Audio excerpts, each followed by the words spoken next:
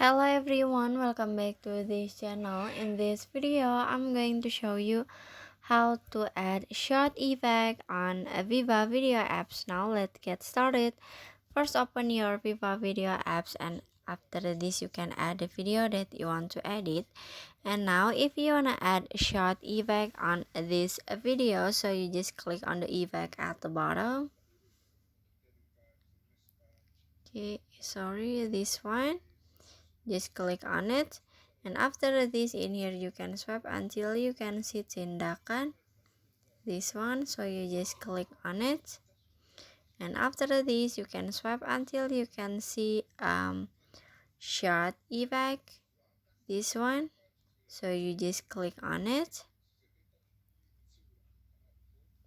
and after this, in here you just click done, and after this you can set the effect until the end of the video and finish.